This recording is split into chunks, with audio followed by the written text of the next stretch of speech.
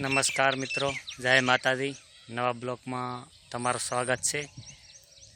અને મારો આ નવી ચેનલ બનાવી છે એટલે બધા સબસ્ક્રાઈબ કરજો અને ખૂબ સપોર્ટ કરજો ચેનલને.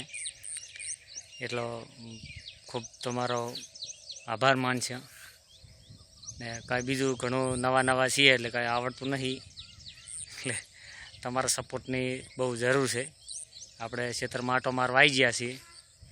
આપણા ખેતરમાં જો કપાની ખેતી કરી છે. કપા હવે ખેડેવો થઈ ગયો છે. બાપાજીની મહેરબાની થશે એટલે પછી 5 દિવસની રાહત હાલશે તો આપણે કપા છેડી નાખશું. જુઓ તમારી રીતે કેટલો જોરદાર કપાસ છે. કપાસ આપણે છેડવાનો છે પણ હવે બાપુજી મહેર કરે એના ઉપર આધાર.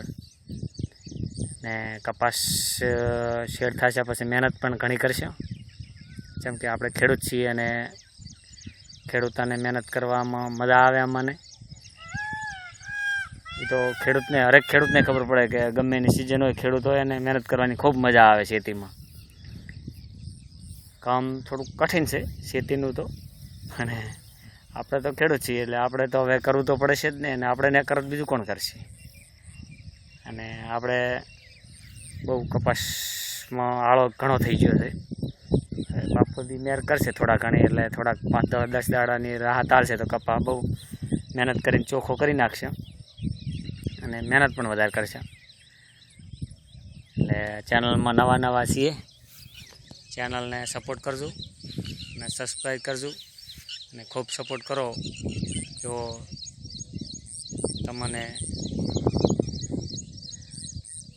શું કે મને ઘણું આવડતું નથી એટલે તમારો આભાર માનશું.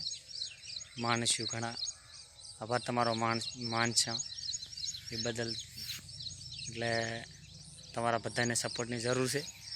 સપોર્ટ કરજો. હું પણ એક ખેડૂત છું, નાનો મોટો, અને મહેનત કરું થોડી થાય એટલી. તમે સપોર્ટ કરજો તો વળી થોડાક આગળ વધશું. ધન્યવાદ. જય માતા.